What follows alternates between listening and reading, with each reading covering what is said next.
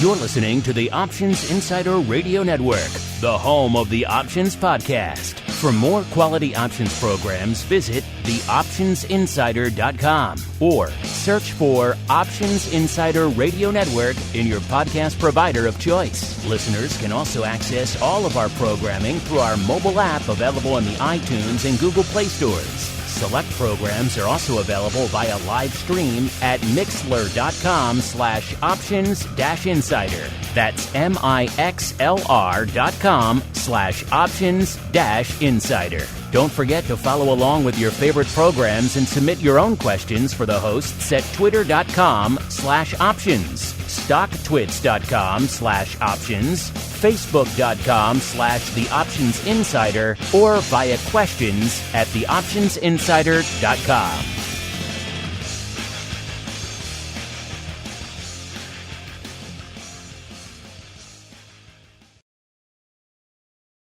Welcome to Volatility Views, the premier program for volatility traders. Each week, we'll take a deep dive into the world of volatility with in-depth analysis, trading activity reviews, strategy breakdowns, cutting-edge education, and much more. We'll also bring you exclusive conversations with the traders, researchers, and asset managers who are reshaping the volatility landscape. If it involves volatility, then you'll find it on Volatility Views. Volatility Views is brought to you by MIAX, one of the fastest options platforms in the world. MIAX is now trading options on the SPIKES Volatility Index, offering pinpoint accuracy, radically faster dissemination, and a highly transparent settlement auction for confident trading, all for competitive exchange fees. It's time to make a change and give yourself an edge with SPIKES. Learn more about SPIKES at www.miaxoptions.com/spikes. Options involve risk and are not suitable for all investors. The statements made are provided for informational purposes only and should not be relied on for financial or legal advice. Volatility Views is also brought to you by Matrix Executions, LLC, an agency broker-dealer focused on best execution in trading workflow automation. A technology-driven firm, Matrix is led by trading pioneers with decades of experience designing and building best-in-class solutions for options markets. Matrix connects to all domestic exchange venues and multiple international exchanges and serves both institutional and individual clients. For more information on Matrix Executions, LLC, please visit matrixexecutions.com. And now, it's time to take a deep dive into the world of volatility. It's time for Volatility Views.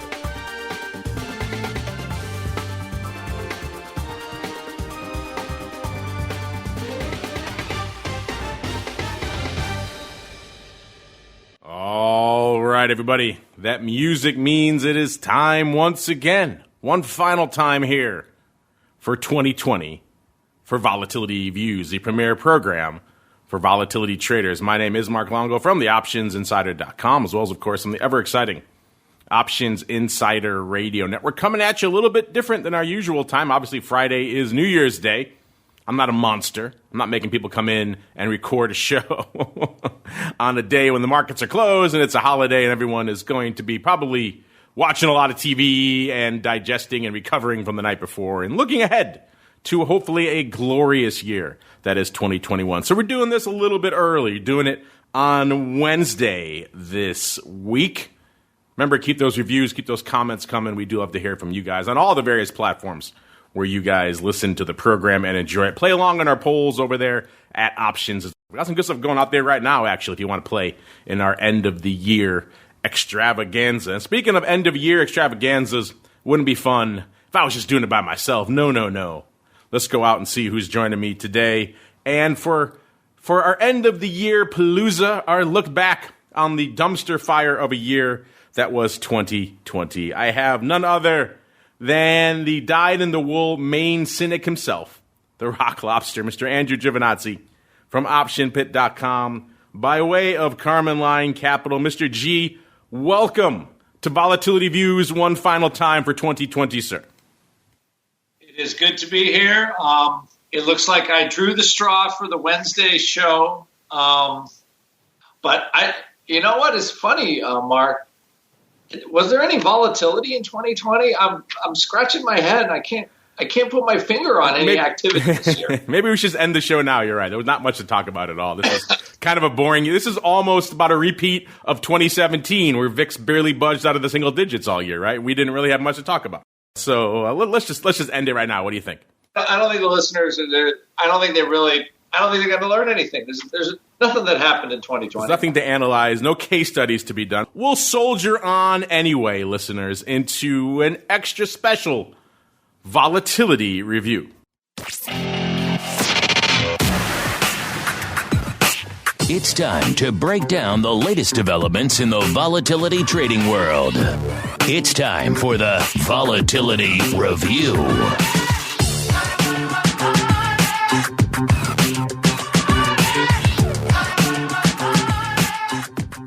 All right, everybody, we have a lot to get to. We have an entire year to break down from a volatility trading and trending and analysis and all sorts of weird perspectives, and there were a lot of them. But before we do that, let's set the table one final time. Mr. Rock Lobster, if you choose, I will give you pride of place really quickly before we dive into the maelstrom that was the year. What is lighting up your tape right now? And if you want to take your glasses off, what is Volman keeping an eye on for in the markets right now, sir? So I have to take my glasses off and put on my red stick outfit? Yes, exactly. You see a lot of FinTwit and the VolTwit. I guess there's VolTwit. I don't know. I don't really post more than once or twice a week when I see something interesting. I saw you were dragged into a Bitcoin debate the other day on VolTwit/FinTwit. So people are getting at you, sir. Yeah, but he was actually he was like, oh my gosh, the Rock Lobster's following Bitcoin. Listen, I don't have any stake in Bitcoin, and it's at this point I had some of my students at Option Pit 9 years ago. Like we're buying thousands and thousands of dollars worth of NVIDIA chips to mine Bitcoin. But okay, get this though. When they were mining them at like $30 a coin, $40 a coin, $50 a coin, stuff like that. And they're spending, I don't know, whatever, they needed all the server horsepower to do it. And they're spending $300 or $400 an NVIDIA chip for one of the big. Did they hopefully at least hold on to some of those Bitcoin, or they dump them all at like 100? No. They, as far as I know at least one of the people who are doing it started a Bitcoin fund. So he did okay. So who knew? It's just like a lot of stuff you look at, and it's a thing, and then holy crap, it's really a thing. So. Where does it go? I don't know.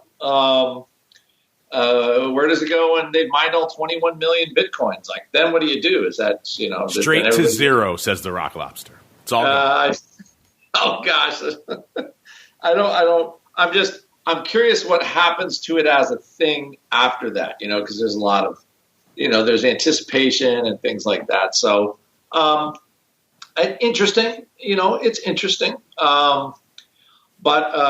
So anyway, I see Bitcoin, but I think from a vol point of view, it does make an interesting sort of proxy for, the U.S. dollar, how stable or unstable, fiat currencies are. I remember my first Bitcoin moment where I thought, wow, this could be a thing as an indicator.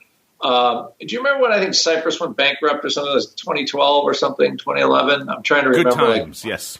Yeah, they were like, and all the Russians were mad because their money was in Cyprus, and it was like a big old mess. Because it was sort of outside the EU, but not anyway. But all I remember though is Bitcoin went from 30 to 60, I think.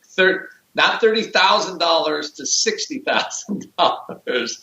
I think it was $30 to $60 at the time. I'm like, wow, So I think one thing is that obviously there's the FOMO thing kind of going with where Bitcoin is now, but also people are looking for alternatives to stocks and bonds and everything else. Because ultimately, once you're starting to spend $25,000 or $30,000 for something, there has to be a little bit of appetite outside the normal, and out of what we'll just call it normal investable universe. So as that, at least, I mean, it's a pretty good, it's an indicator of all the madness that's going on with how much printing is going on. And usually that market indicator tends to be, it can be, accurate over time. So we'll see what happens. Maybe just everybody thinks dollars are worthless, and Bitcoin hasn't really changed in value. It just hasn't been. It just the dollar has depreciated so much relative. So although that would be a pretty big number. But anyway, you get the idea. I did not expect the first 10 minutes of our Vol Review to be devoted to Bitcoin. I guess that shows what the year was, a mad year that was. Yes, it is. It is a mad year. But it is, I think, it is an indicator of vol, basically. I think, when Bitcoin was kind of receding in value and everybody's like, everything's cool. Remember the beginning of the year, Bitcoin, I think, I'm going to say it was pretty darn cheap. I don't really have any Bitcoin graphs in front of me, but I seem to remember being $5,000-6,000 at the beginning of the year. Is that right, per coin? Yes, it was well shy of where it is right now, threatening the 30,000 level. It's up about almost 300% on the year. Right. Okay. So it was relatively at the beginning of the year. You had it's hard to remember year in review, right? There was the it was the Ukrainians, and there was the impeachment, and there was all this stuff, and this little thing happening in Wuhan. We're like, oh, what's going on over there? And Bitcoin was what, $5,000 or $6,000, and now it's not. So. And I really changed. So again, as a proxy for vol, I think it is like currency flows and stuff like that. It is, there is something there, but I don't, as a trade, I don't really watch it. But anyway, now as we spill into vol, I just think we had the highest printed vol ever this year, right? In VIX. We did. We'll get to all of that. We're going to have a structure to this. I know you want to dive into a Bitcoin rabbit hole, sir. But I did. Well, and it's not like I'm a Bitcoin bear or anything, because, put it this way, I have no interest in getting in front of that freight train. No interest in getting in front of that.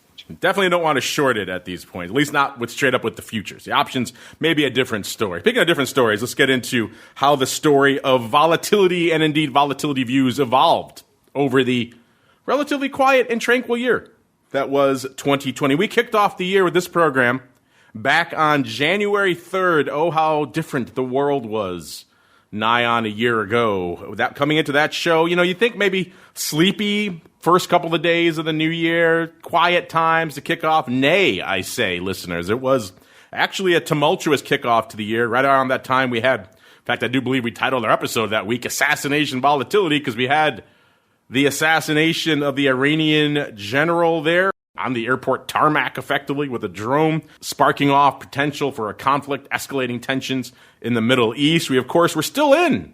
Everyone forgets, still are in, but we still were in at the time, a trade war with China. And, of course, in January, impeachment. Anyone remember that? Nobody remembers it now. We've had so many other more insane things happen since then. But back in January, there was a small delta, but still a delta, that we would have a change in presidents and not through an election. So these are three huge things that were lingering out there. And how was vol setting up to kick off the year on our first show of the year, where spikes and VIX cash were both right around 13.25 to 13.5. Now, looking back, you might say, wow, that's nothing, vol. I'll buy all that all day long. Of course, hindsight always 2020 here. VVIX was at about a 91. So the vol of vol was starting to get elevated. And we said before, watch that indicator, keep an eye on that. When that starts getting frothy, things are starting to pop off.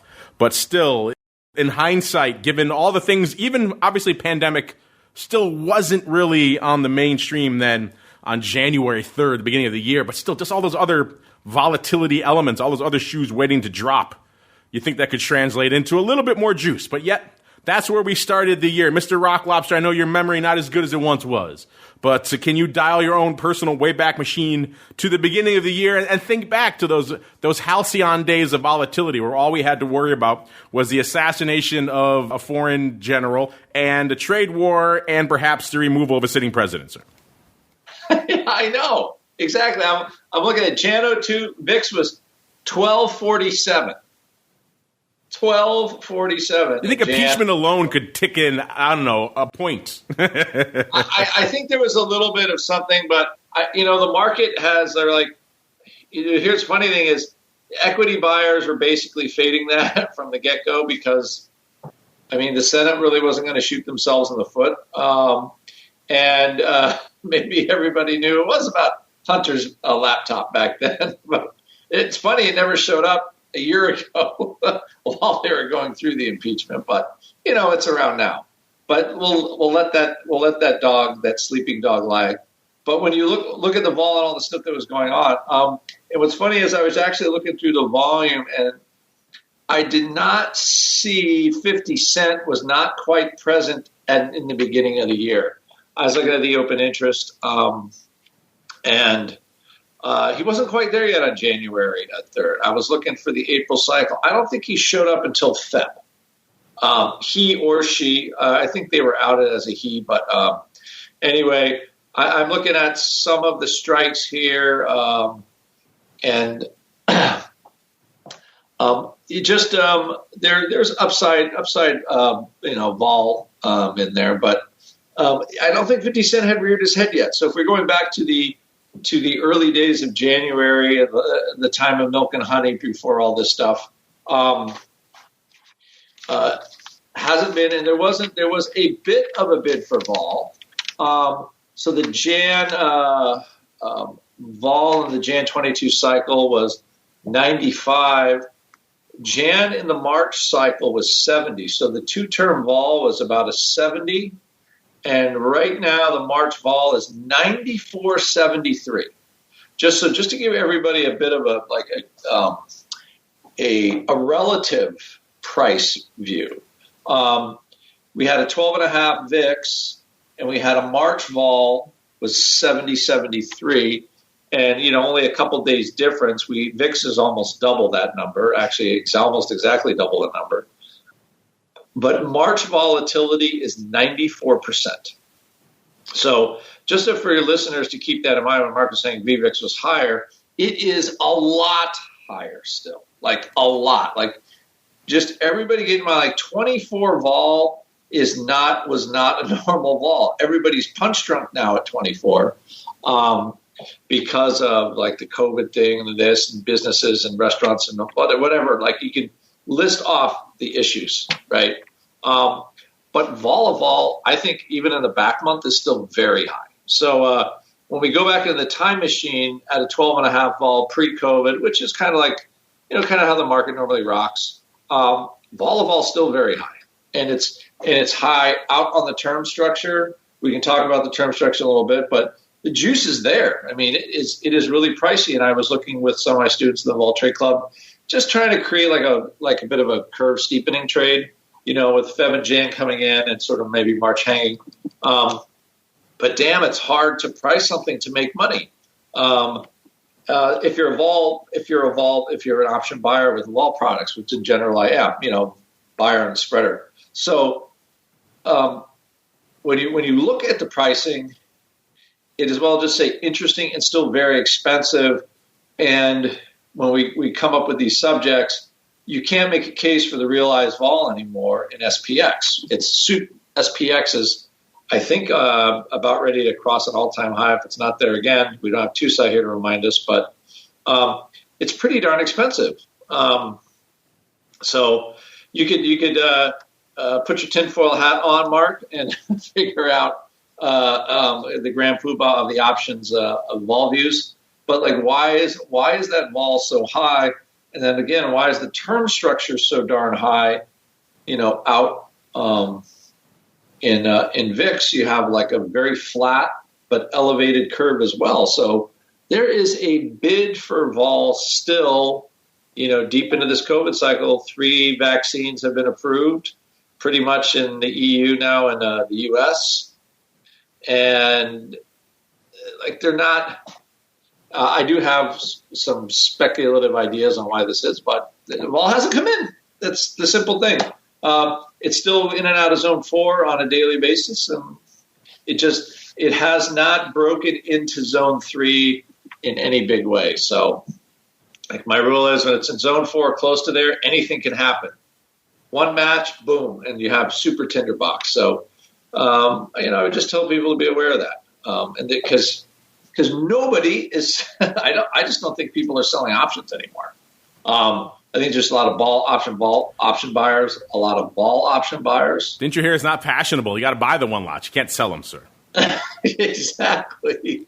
Well, I think too, with a lot of individual investors in the market, it's a lot of one lot here, one lot here. I mean, I know we're dating ourselves from the .com boom, but it was the same thing. Just endless 1-2 lot buyers, like endless. They never sold an option. And it worked, right? Because .com stops went up and they all made money. And hopefully they didn't get too creative and start selling puts at the top, but a few people did. But I think that's just where we find ourselves from vol land. So I think the 1 year picture is we still have much higher VIX, and we also have vol is very high.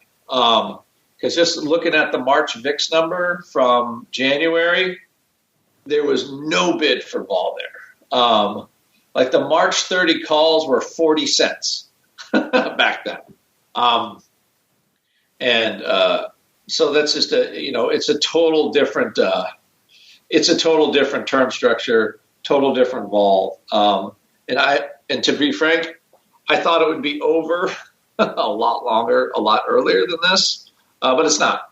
So I've had a lot of vol puts go out worthless this year. I have to say, the vol hasn't come out yet. We all live and we all learn, sir. We're not even through January yet. We got to roll in through January. So our next show that we decided to focus on, listeners, because it was emblematic of an interesting turning point in volatility. This was later that same month, January 24th. And this is where we really started to see a little bit of that worm start to turn, not the aggressive turn that we saw coming in the next couple of months. Spoiler alert, there's more to come. But here in late January, particularly our show on January 24th, we noticed markets starting to get spooked by the pandemic fears. There was talk about coronavirus infecting, quote, 350,000 people in Wuhan alone. That number seems quaint now when we have almost that many deaths here just in the U.S., so a very different frame of reference now than it was back on January 24th. China was starting to lock down cities over there, and they were building new beds. All of that was spooking the market, so we were starting to sell off, even with all that. So January 24th, we were just coming into the impeachment. The vote didn't happen, I don't think, till about February 5th, so we hadn't finished with impeachment yet. Still had the trade war, still had those lingering Middle East tensions, and we had this virus starting to loom.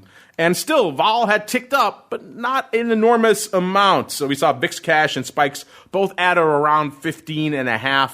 They were up about 4 points from the show before, so it took a little bit in Jan for the vol to start ticking up. VVIX still at a similar level to where it was a few weeks ago. It was about 97.5 this time as opposed to 91.5. So that ticked up about 6 points. Not a huge jump. This was also the period where we finally saw the last of the lingering lawsuits over VIX manipulation get dismissed by a judge here in Chicago. We won't belabor that point. Anything else you want to add here on the late vol worm starting to turn, sir, before we get into the meat that is February and March, Mr. Rock Lobster? The only thing I'd add is I think the back month VVIX was still relatively low, where everybody was living in denial. And I think 50 cent had crept in by now because I'm looking at the March quarter, open interest on the March quarters, and we'll go through the show. But they open interest for 146,000 contracts on the 24th of January. There you go. A good frame of reference for how the OI was starting to shift. Now we're going to shift down the board a little bit. We're going to jump out about a month. We're going to go out to our show at the end of February 28th to be precise. So we saw the vol worm stay well south of 20 for most of the next month after that last show until, you know what happened, about February 20th when the worm really started to turn. By the time we hit this show, February 28th, the numbers were in and they were shocking. And, of course, there was more to come. I mentioned here on the show back on February 28th, last time we were on the show, it seemed like the pandemic fears were behind us. Oh, how wrong we were. That week was pretty much historic by just about any measure. For the Dow, it was the fifth worst week of all time. It was following such notable weeks as October 10th of 2008 and everyone's favorite, May 17th of 1940. And so it was the quickest decline into a correction from a record close ever for the Dow. The S&P at that point was off 10%, so it was officially in correction territory as well. It was almost 12% decline for the week, one of the 10 worst weekly slides the index had ever seen up until that point. NASDAQ was off about 10.5%. It was the 8th worst all-time for NASDAQ there as well. How was vol shaping up at the end of that month? Well, a little bit higher. Let's just say the spikes and VIX were both a little bit north of 46. 46 3/4 for spikes, hit a high of nearly 49 on that show day. That puts it up, a whopping 33 points from the week before there, listeners. And VIX cash was at a 46 even. That was up 32 points from the week before. Where was VVIX? I mean, we always just talk about 120 as, okay, that's where you got to start paying attention. That's where things are frothy. That's where things are popping off. It was at a 126 on that show. That was up 28 points from the last show. So things were starting to turn. The worm was starting to turn. Vol was now at a range that we recognize today. It seems a little bit more recognizable out there. Mr. Rock Lobster, what are your thoughts there? February 20th is around that time everyone really starts to think of, the worm starting to turn. And by the time this show came on at the end of February, things seemed like we were in a different volatility regime, sir. We did. We were well into zone 4 at a 40 vol, which we have not seen. Remember when we had the vol-apocalypse? I don't even think we saw 40. No, in hindsight, it seems like exploded to 80, right? But it didn't. Yeah, it wasn't even close to that, actually. When you look at actually the vol-apocalypse spike and the spike to COVID, I mean, it's like a mountain and a molehill. I can't even imagine if there was XIV for that. So I guess there was something to that thing where the SVXY and XIV definitely caused a bit of a cascade. I think Mark has good theories on that one, but I think that those are actually somebody kicked the hornet's nest over on purpose on that one, but that's another subject. But real simple, March quarters, right? Open interest now 252,000 contracts by March. Open interest going up, not going down. Value of the options have now blown up, multiple fold from 50 cents, which is his name, to $4.40, and no signs of backing off. And that's actually, there was even more open interest as well. So the vol buyers were still holding on to their contracts at a 40 VIX. Which tells you something. They were holding on. And usually people hold on for a reason. So I guess now the story will get richer as we move forward. Richer, more insane. Choose your adjective of choice because they all apply. I think March alone, you can just peel off March from this year, and that is an entire week of shows that is going to be case studies for decades to come, historical, academic analysis, all of it going on in March. We decided to pin our eye here on our episode in March from March 20th of that year, so kind of after the Great Nadir, and we started to see some turbulence, I think to put it mildly out there, some swings. It wasn't all just sell-off anymore. But still, interesting stuff. Coming into this show, we were struggling to find the words to really encapsulate what the hell was going on in the markets. We had just seen the great annihilation a few weeks before. As Andrew put it very succinctly on the previous month, people had 40 calls in VIX and they weren't letting them go. That was a great indicator, if nothing else, that things were aflame for that month. But getting into March, of course, we saw huge sell-offs. And then by the time we got into the show, the market had rebounded about 20% from the lows already. So things were just insane. That's kind of where we found ourselves. Coming into this show, the Dow was up about almost 4,000 points, 21.3% from the close that it had the previous Monday there. So that alone, you're like, what the hell's going on? California at that point has started to lock down. New York was locking down. They were banning employees from going to work. Yet this was the first we started to see of this. Very dire news coming out of the pandemic, and yet markets rallying into the teeth of this. We saw also what can only be described as absurd levels some of these vol products across the board. TVIX, so I remember that one. It hit 969 on the 18th of March. VXX hit 77. VXX 77. Everyone who's fading it south of 20 now, they're probably just licking their chops saying, oh, God, I could have got in on the 50s on VXX back on March 18th. Yeah, they all hit those levels back then. Coming into this show, spike 63.5. So up a wee bit, up 16.5 points from the previous show. VIX Cash at about a 64, up a similar level. Our buddy, the Flowmaster, was cranking out there that VIX just set a new all-time closing high of 82.69. That was back a week or two before on March 16th. That passed the previous closing high of 80.86. That was set back on November 20th of 2008. So insane times. VVIX, what was the vol of vol and all this madness, you might ask? Well, it was 188.75. Get this, up 62 points from the week before. Just insanity.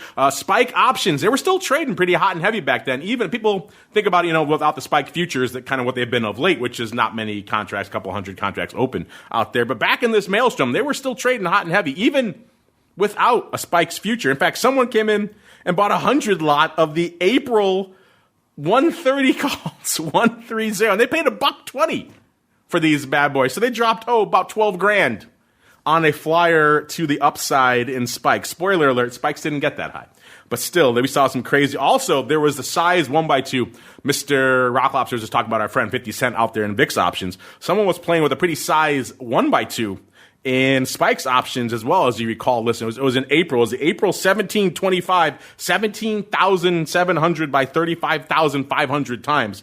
Spoiler alert, that one worked out. Selling one, buying two. And yet also, interestingly enough, if you start looking at VIX options, we were rallying. So the top contract, the top sizable position in VIX at that time was 183,000 of the weekly, expiring April 1st, 23 puts. So maybe the fade was already starting to kick in, Mr. Rock Lobster. Is that your takeaway as well? It was, but I wanted just so that week of the show was also VIX expiration, that March expiration cycle. That was the 50 cent expiration cycle. So what's funny is when you go through the open interest. So remember we started highlighting the options around 50 cents, and they went to $4.30. So the open interest on the 17th, 3 days before the show, was still 192,000 contracts, and they were trading for $45. So you do the arithmetic. Wow. That's why he hasn't come back, sir. He's done.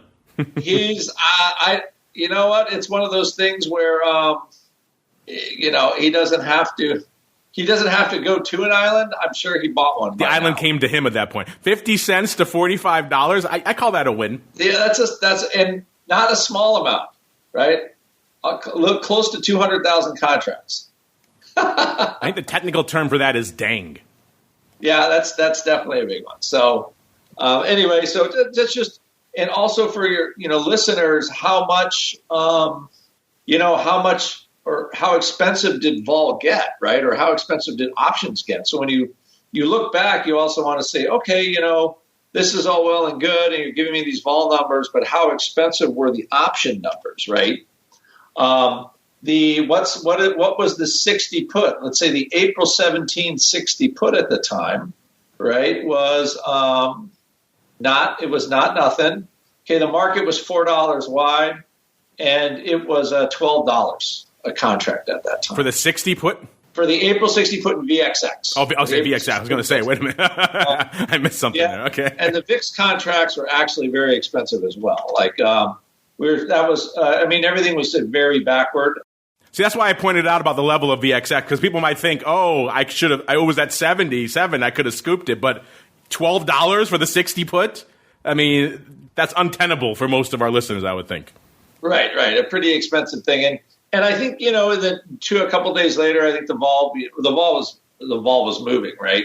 And even in April, at 75 put in April in VIX, right? That straddle, the April 75 straddle in VIX, which essentially at the money was $30, right? So, the future is messing things up a little bit, but it was a $30 straddle.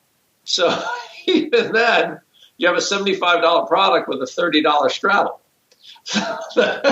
the vol, let's just say, and that also had come down. So by showtime when you did the show, vol was a little lower, which I found pretty cool. Anyway, but like you said, vol VVIX was 200 plus, and that's saying something for vol. That's saying something. Do you know what else we were saying? We were saying, what the heck? Because back in March, that day, we had long anticipated Mr. Rock Lobster as floor traders back on the CBOE or your days on the P Coast or wherever the heck else you traded the Inuit exchange. The days of floor traders going the way of the dodo happened back in March. All the exchanges shut down. They went fully electronic. Insanity. So factor that into some of what you're seeing in the markets there in terms of width and breadth and everything else. So SPX, $0, first time ever in their history, they were fully electronic. They were Fed talking about unlimited asset purchases. The previous limit was somewhere around $700 billion. Fed also talking about maybe 30% unemployment. And we saw big firms in the market making space like Ronin going the way of the dodo. So crazy time. Still, we started to ask you guys around that time, back on March 18th, a couple days after the Great Nadir. We said markets are melting down. Volatility is skyrocketing. What are you guys doing at this point? Are you short and riding it down? Are you starting to nibble at long positions? Or are you sitting at cash until it blows over? Almost 54% of you said you were starting to nibble at long positions. So if that's the case, if you were doing that and back in March 18th, I dare say you probably worked out pretty well. Of course, that's kind of flies in the face of pretty much every other poll we did of our audience this year where you guys are fading this rally pretty hard. A week or so later, we asked you on March 24th, the market's back in rally mode, surging 8%, racing past 2,400. Oh, how distant that seems now in the S&P. We asked you guys quite simply, does this have legs or is it a dead cat bounce? 73% of you said it was a dead cat bounce. We'd be back below 2,400 by the end of the week. So a lot of fading going on there. Also, Mr. Rock Lobster, sounds hard to believe. I actually went to a conference this month. It was pretty much the last conference of the year, and it was the Vol conference. It was the CBOE Risk Management. Go figure, wasn't as much talk about selling and harvesting of the risk premium this year. I wonder why that was. Usually this year, every time you go to that show, it's just, hey, look at the glory of selling puts. This year, not so much. And March also set a new record all time for the options industry. It was up 63% from the year previous. 568 million contracts cleared at OCC. Listen to that number. Remember that number because it's going to get higher. All right. Let's keep on rolling. Next show, we're going to stop at our next waypoint on our volatility journey. We got to get rolling. We're slow journeyers today. Is April 17th. So we saw a bit of a rally in the markets there. People were wondering about maybe is there a cure? Some good news coming out of Gilead as a result of their treatments. Where were we in the vol scene? Spikes was at about 39, down about 10 points from our previous week before, and well off what we were just talking about in March, where Spikes and VIX were both at 46 even. So off quite a bit. And then we also saw VVIX at about a 127, so a far cry from its 188 levels previously, and still another 18 points down. The VIX futures curve was still juicy, still backward quite a bit, despite all this talk about remdesivir being a cure. The top positions in VIX now, the top position was 148,000 of the May 35 calls, so still upside, but perhaps a more relevant and reasonable strike out there. VXX was shy of 40, 39.6. The top position in VXX, by the way, this time, 96,000 of the June 45 puts.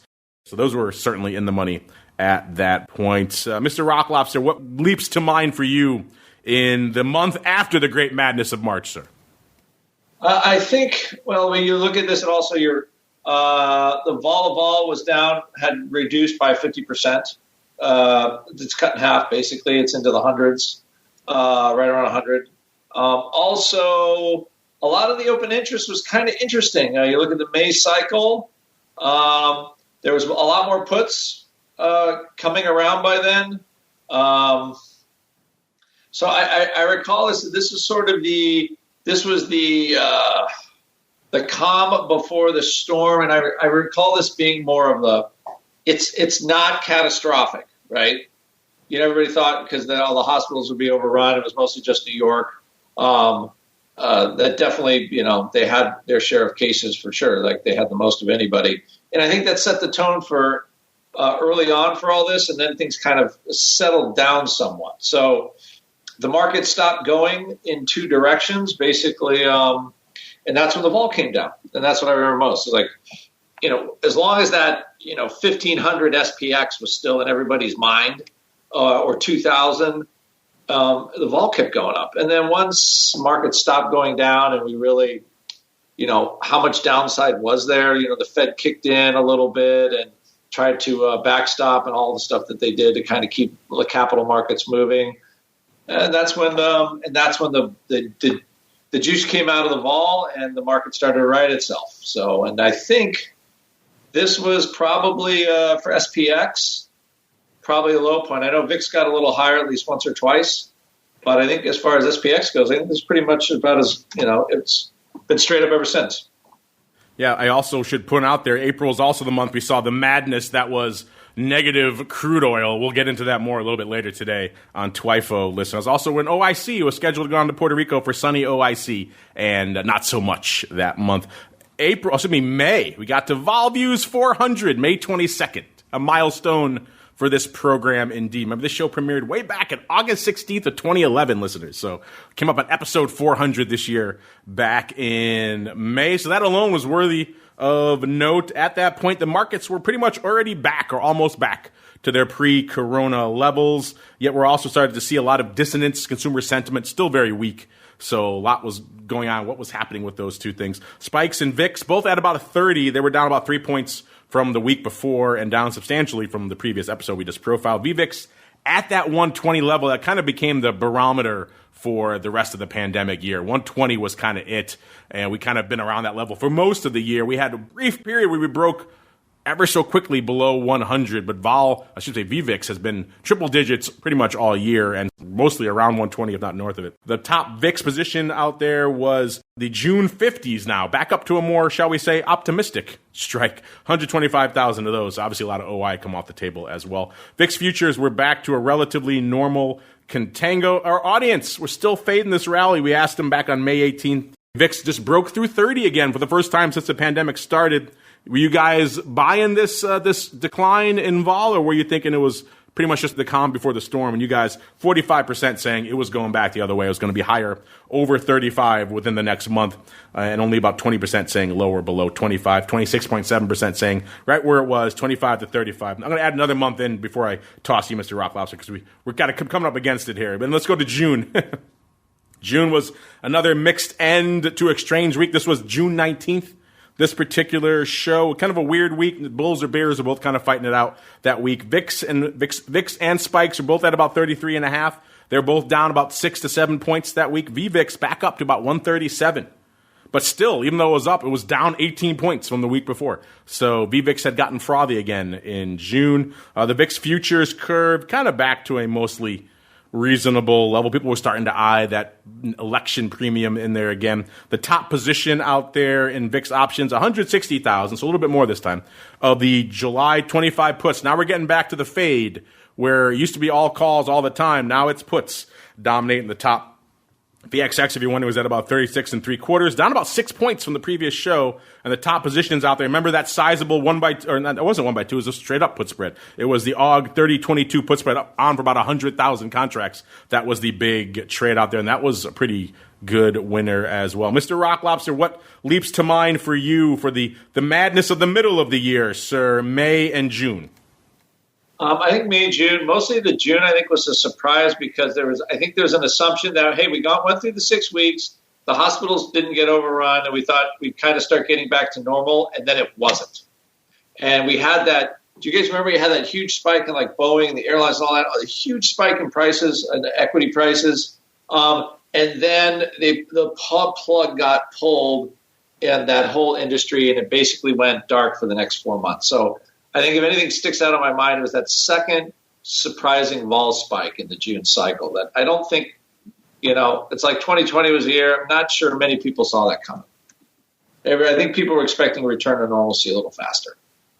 That is the case. Let's see if that normalcy persists out to July. Now we're going out to July 10th, listeners, so right on the heels of the U.S. July 4th holiday. Another mixed week. The markets were pretty much trending lower all week, but then some good news, more good news out of Gilead at the end of the week seems to be turning into a rally. At the time of that show, Spikes and VIX are both at around a 28, down about 6 points from our previous episode the week before. VVIX south of 120 now, 112, down 20 points from the week before there as well. VIX futures no longer backward there, so not a lot of juice in the front portion of the curve. The number one VIX position, again, getting back to that fade, the July 25 puts, open for size, 134,000. Small size, not a lot for the number one spot in VIX, but we saw some anemic OI in VIX throughout portions of this year, listeners.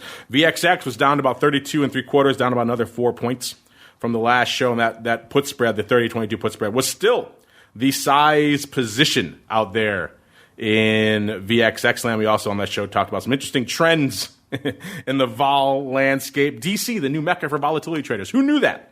Coming out of Google Trends. And then let's roll on into August here. August 28th is our next stopping point here on the show. Markets were ending the week slightly green. Yet another weird week. That was the period where the Fed said, yeah, inflation, we're not going to pay attention to that anymore. So that certainly turning the markets on its head a little bit. Spikes and VIX cash both at about 24, actually both exactly 24.5. That's interesting. They were both at the same level. Both up about a couple of points from the week before. VVIX at about a 117, so kind of staying frosty compared to the previous show. We're starting to see the futures, similar levels. That premium on the election, though, was starting to get really juicy.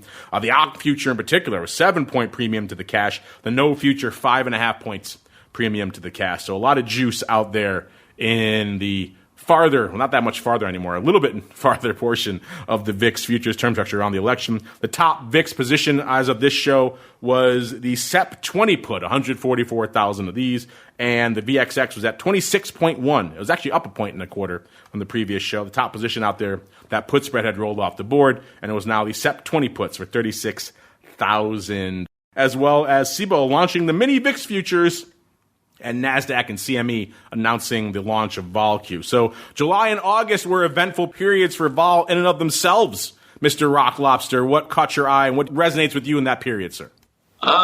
This was the one, I think this was the more difficult period to trade. I think you just had to be long, basically. You're just long and kind of vol didn't do, it just, I don't recall it doing a whole lot. It just kind of stayed up there. It was kind of bouncing around back and forth.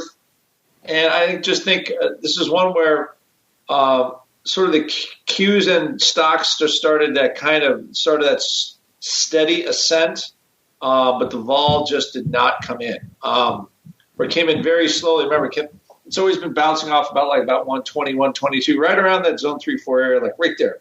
Just kept bouncing and bouncing and bouncing. So, I mean, we definitely got the market going up, but it was like right before we started to, but again, very bouncy, choppy vol lower, but just mostly the market grinding higher. And I think that's really mostly what I remember from the summer because it started that long, like that insane QQQ rally that we had. Yeah, insanity indeed. You got out to September 11th. Let's see, markets were mixed that week. Spikes and VIX cash both at about 27 3/4, both down from a little bit higher levels the week before. They're both down about 4 to 5 points from the week before. So both of them had been over 30 the previous week, back down in the high 20 levels. VVIX still clinging to near that 120 level, 117 or so, down about 7 points as well. VIX futures curve was getting backward again. That election premium actually looking a little bit lighter. The no future is only 3 points premium. Of course, a lot of that was because the cash was just getting insane again, and that tends to mitigate things a little bit. Also, some vol still out there in jam, a little bit worrying maybe of a, shall we say, disputed election out there. The top position in VIX was 173,000 of the SEP 20 puts. VXX was at a 26 even, down nearly 6 points from the previous show. And let's see, everyone was talking about your calls in NASDAQ, Mr. Rock Lobster. Everyone was talking about the impact of the SoftBank whale that was on everybody's mind back there in late August into September. We also launched our great GameStop versus Bed Bath & Beyond debate on the option block, which is still raging in some degree. And also that month, September, the options industry as a whole surpassed the previous 1 year total record by September. They had already done a year's worth of volume by September. They hit 670.9 million contracts. That surpassed the level they hit back in 2018. So they did a record year's worth of paper by September of this year. That shows kind of what insane year it was.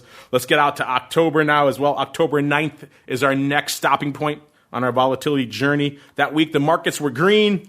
There was a lot of nonsense in the air. Pelosi was threatening to create a commission on presidential capacity.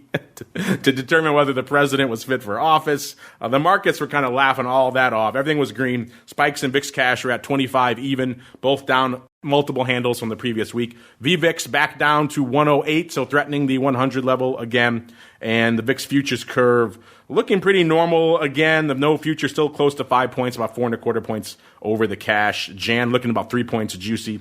The top VIX position, the October 28 put, 150,000 of those. VXX was at 22.5, down about 3.5 points from the last show. The top position out there was the Nove 30 calls, actually, changing up a little bit, 30,000 of those bad boys. Mr. Rock Lobster, anything resonate to you in the September and October timeframe, sir? Well, yeah. Remember that pesky election premium? Never heard of it. What are you talking about? Never. That's like, wow. And it never went away. It held there forever. That back month stayed up, and everybody was worried about the election because they all thought something crazy was going to happen. And, just apparently the only thing I can tell right now is just somehow there was a heck of a lot of votes cast. That's all I know. There was a lot of votes cast. And then we all know what happened. I don't want to spoil the next month, but we know what happened to the vol right after that election. But dude, huge spoiler alert. What are you doing? We haven't gotten there yet. Peak vol in October. Peak vol. Spoilers for the U.S. election, listeners. If you haven't watched it yet, then blame the Rock Lobster for spoiling it for you. All right. So, yeah, a lot of craziness. We asked you some cool vol polls about how you like to trade vol. Back then, you guys prefer your direct methods, your SPX and SPYs, then 61% versus your vol products or your vol ETPs. All right, getting out to the month that the Rock Lobster just spoiled, November. We hung our hats now, November 6th of that year, so right after the election, right after our big election night special that so many of you guys enjoyed, and gals out there. And it seemed like we maybe had a result from the election that Friday. It wasn't quite so sure. Things were trending Biden, but there was a lot of Sturm und Drang going on around the country. Spikes and VIX cash both at around a 26. They were down nearly 13 points from just the week before, so a lot of that election juice did get squeezed out of the sponge there. VVIX at 113 down, get this, 36.5 points. So did they come for the vol pre and post election? Yeah, they did, which is weird because on election night, even though I've listened to our special, they jacked the hell out of this thing when Trump seemed like he was winning in terms of vol and indeed of the futures. And they crushed it when Biden seemed like he was trending in that direction. And then everything kind of reversed after the dust settled out there. VIX futures cash was back to Contango, had lost all of its bid. The no future was effectively the cash at that point, only a quarter point difference. So all of that juicy election premium wrung out of the sponge there as well. The top VIX position out there, 233,000 of the D's 23 puts. So once again, it was only one call in the top 10 there that month. And it was not the D's 23 puts. I don't have what it is here. VXX was at 20.75, down nearly 6 points. The top position out there was the Jan 15 puts. And let's just get these last two together, and then we gotta roll here. Then we gotta get the last two into D's here. Last show we're gonna stop at for the year, December 11th of this year, big day, 24.5 on Spikes and VIX. Markets were selling off. Why was it a big day? Because the Spikes futures came back. Something you guys have been asking us pretty much the entirety of 2020. They're back, baby. They launched on December 10th, and they're actually doing some paper. Spikes options doing some paper as well. As of that show, the number one position in in VIX options, 302,000 of the D's 20 puts. VXX was at 18.25, actually up a point and a quarter. And let's see. And people were saying in our polls that valuation and sell-off fears is what was keeping volatility elevated. All right, Mr. Rock Lobster, anything you want to add about November and December, sir? Yeah, just November. November came. Election, they crushed the vol huge. 30, what was that? Almost 40 to almost 20. And a week after the election, you had this vaccine thing. Just miraculously, nobody knew about it, but it miraculously somehow there was like zero information. And then 1 week after the election, the vaccine apparently was highly effective. And then we got a slew of, but now we have 3 vaccines. So, but interestingly enough, VIX has not been able to stay in zone 3. It keeps going back to zone 4, back and forth still. So even with this vaccine, even with multiple vaccines, even with the election kind of figured out, so all the things that caused the vol, you think this vaccine would start bringing the vol in a little bit.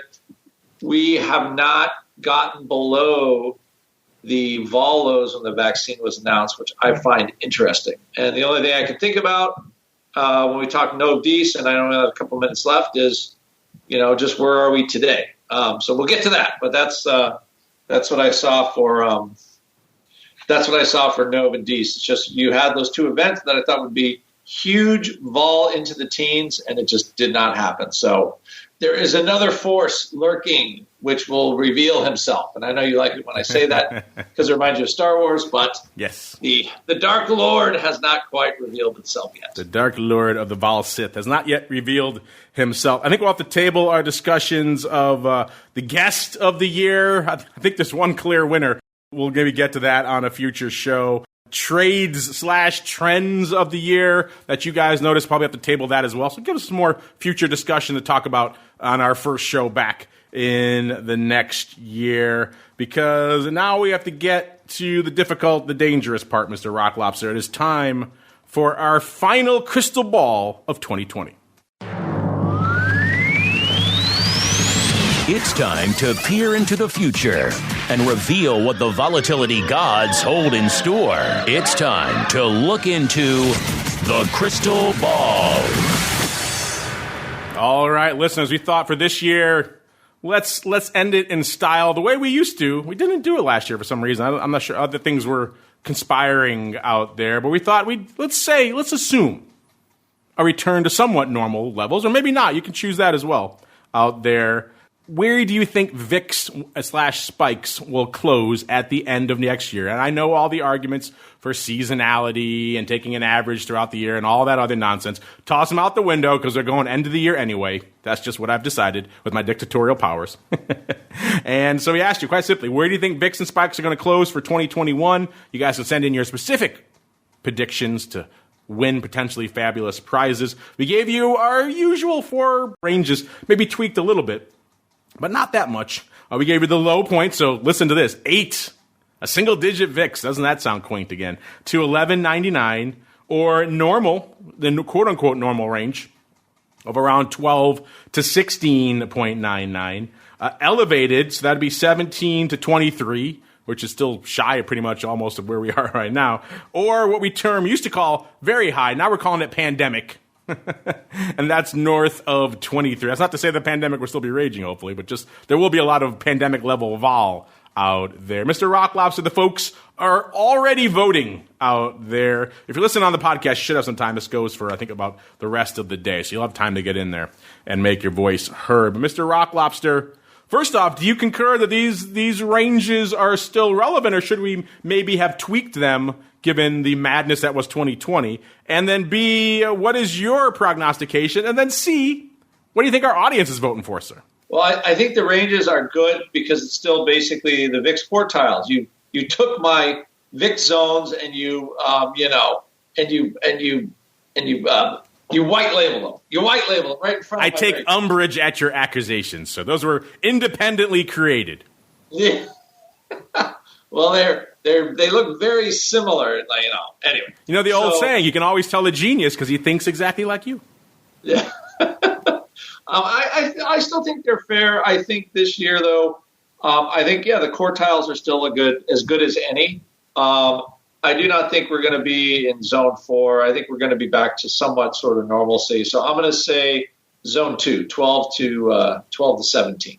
All right, I'm going to hold off on voting just yet because I don't want to color our response. Maybe I'll give my number next week here on the show because we still have some year in reviews to do. So far, how the voting is shaping up, Mr. Rock Lobster. We've got 40% saying elevated, 17 to 23, which is not that far from where we are right now. So that's certainly understandable. 26 points, actually a tie for number 2. 26.7% each for the pandemic level, north of 23, which I hope is not correct. And then the normal level of 12 to 16.99. And then only 6.7% so far can fathom a single-digit vol in the 8 to 11.99 level. Folks are already chiming in. John Wagner saying he thinks it'll be higher because Tesla is now in the S&P and it is extremely overvalued. So much expectation built in for the future. Hopefully nothing goes wrong. So that is translating for him into a higher VIX level next year. Interesting how all of this works out. Unfortunately, that music means we've come to the end of it. I blame the Rock Lobster. He hijacked the first 10 minutes of the show with his love of Bitcoin. I couldn't stop him, listeners. It's all his fault. So, he's a Bitcoin maniac. Crossover for you. He's a Bitcoin maniac now. But yeah, fun stuff afoot. There's even more we could parse here. Let us know what some of your thoughts are. Trades and trends of the year that you noticed. Maybe some guests that really resonated or perhaps didn't resonate with you. Out there, I have one for the latter category that I think is kind of interesting. All the other things. You want to play in our crystal ball? Have at it. You guys know where to find us. We're not done yet reviewing the year. Yeah, OB still has to do it. TWIFO, we got one coming up in about exactly 27 minutes to do all that on the futures options side of the fence. Spoiler alert.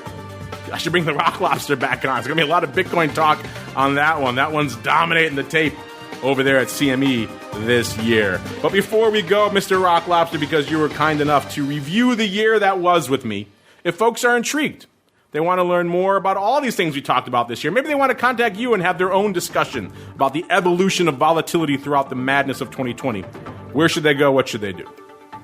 Go to optionsbit.com, go to memberships, and find out all the goodies we have. And before our listeners ask, we did not have a crystal ball for this week. Our predictions were actually for January 8th, listeners. And if we look to those, what do we pick for those levels? So far on the January 8th levels, I was at 23.05. Mr. Rock Lobster, you were at 19 for January 8th. And Tom Jark was on with us. It was at 23.95. So those are our levels for coming up a week or so hence from now. We'll see. Georgia runoff will be in the rearview mirrors. Maybe a little bit of a different story. By the way, if you were wondering what we were predicting for the end of this year for vol, I'll go a little long, why not? We predicted it on some of our other shows on this one, and we all were leaning. I was at a 12 double. The Meatball was at a 14.10, and Mr. Rock Lobster, you were at a 14.92. That's what you were feeling at the end of last year for the end of this year. I think it's safe to say, sir, we were all woefully incorrect. We were all woeful, but I was least incorrect. By a small, some might say negligible margin, you were the least incorrect, yes. You just went the Columbus. That's why you guessed 14.92. You went the old Columbus. I totally went the Columbus. Yep. Honoring your Italian heritage there. So a lot of good stuff. We'll touch on this more on future episodes. Remember, if you want to learn more about all things spikes, myxoptions.com/spikes is the place to go for that. You want to learn more about everything Matrix has cooking, matrixexecutions.com is the place to go. Remember, hit these folks up, follow them on Twitter, send them thanks for sponsoring the show. They are the reason you guys get a free ball show every week. So give them a little bit of love here to end the year. Thank them for helping to bring the show to you pretty much throughout the mad year. If ever there was a year where you needed a Volatility Views, it was this year, and it came to you courtesy of those folks. So give them some love out there while you're listening to the program. Send some love over the Rock Lobster's way as well. He can use it. He's a diehard Maine cynic. And on behalf of the Rock Lobster and the Greasy Meatball, I'm sure he'll be back with us next week to give his thoughts on all things 2020. And, of course, everyone over there in the land of MyX and everybody over there at Matrix, as well as everyone who joined us on the program, all of our guests this year. You were all fantastic in your own ways, some more than others. And, of course, to all of you who downloaded, streamed, and subscribed and sent in questions and voted in our polls and really kept the show churning. So many more of you than ever. We love you all. This is the first year I can remember where so many episodes of Vol Views are in the top 10 for our network for the year. How crazy is that? This show started off aimed at professional ball traders, and look how it's grown. Fascinating times. We'll see you back here a little bit later for TWIFO, and then back again next week for another Volatility Views. Volatility Views is brought to you by MyX, one of the fastest options platforms in the world. MyX is now trading options on the Spikes Volatility Index, offering pinpoint accuracy, radically faster dissemination, and a highly transparent settlement auction for confident trading, all for competitive exchange fees. It's time to make a change and give yourself an edge with Spikes. Learn more about Spikes at www.myxoptions.com. matrixexecutionsLLC.com/spikes. Options involve risk and are not suitable for all investors. The statements made are provided for informational purposes only and should not be relied on for financial or legal advice. Volatility Views is also brought to you by Matrix Executions, LLC, an agency broker-dealer focused on best execution and trading workflow automation. A technology-driven firm, Matrix is led by trading pioneers with decades of experience designing and building best-in-class solutions for options markets. Matrix connects to all domestic exchange venues and multiple international exchanges and serves both institutional and individual clients. For more information on Matrix Executions, LLC, please visit matrixexecutions.com. You're listening to the Options Insider Radio Network, the home of the Options Podcast. For more quality options programs, visit theoptionsinsider.com or search for Options Insider Radio Network in your podcast provider of choice. Listeners can also access all of our programming through our mobile app available in the iTunes and Google Play stores. Select programs are also available via live stream at mixlr.com/options-insider. That's mixlr.com/options-insider. Don't forget to follow along with your favorite programs and submit your own questions for the hosts at twitter.com/options, stocktwits.com/options, facebook.com/theoptionsinsider, or via questions at theoptionsinsider.com.